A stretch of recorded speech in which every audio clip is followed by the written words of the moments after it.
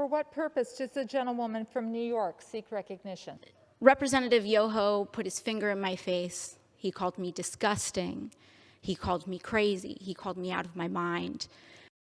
There were reporters in the front of the Capitol, and in front of reporters, Representative Yoho called me, and I quote, a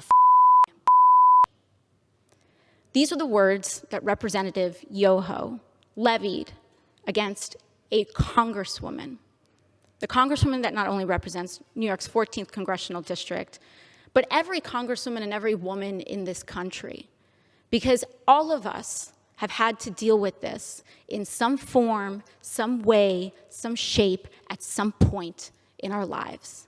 And I want to be clear that Representative Yoho's comments were not deeply hurtful or piercing to me, because I have worked a working class job. I have waited tables in restaurants. I have ridden the subway. I have walked the streets in New York City. And this kind of language is not new.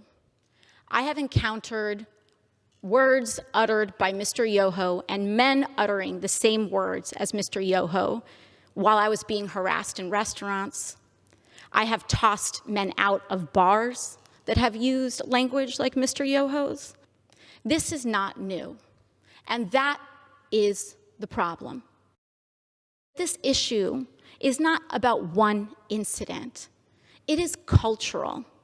It is a culture of lack of impunity, of accepting of violence and violent language against women, and an entire structure of power that supports that. When I was reflecting on this, I honestly thought that I was just going to pack it up and go home. It's just another day, right? But then yesterday, Representative Yoho decided to come to the floor of the House of Representatives and make excuses for his behavior. And that I could not let go. I could not allow my nieces, I could not allow the little girls that I go home to, I could not allow victims of verbal abuse and worse to see that excuse, and to see our Congress accept it as legitimate and accept it as an apology. And I will not stay up late at night waiting for an apology from a man who has no remorse over calling women and using abusive language towards women. But what I do have issue with is using women, our wives and daughters, as shields and excuses for poor behavior. Mr. Yoho mentioned that he has a wife and 2 daughters. I am 2 years younger than Mr. Yoho's youngest daughter.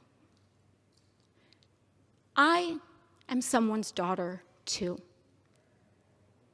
My father, thankfully, is not alive to see how Mr. Yoho treated his daughter. My mother got to see Mr. Yoho's disrespect on the floor of this house towards me on television.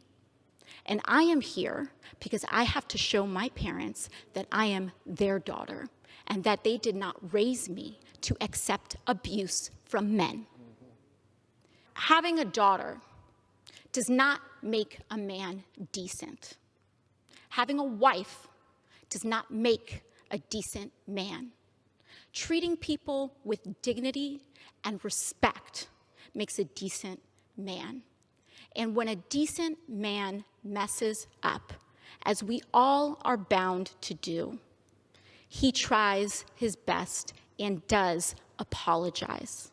Not to save face, not to win a vote. He apologizes genuinely to repair and acknowledge the harm done, so that we can all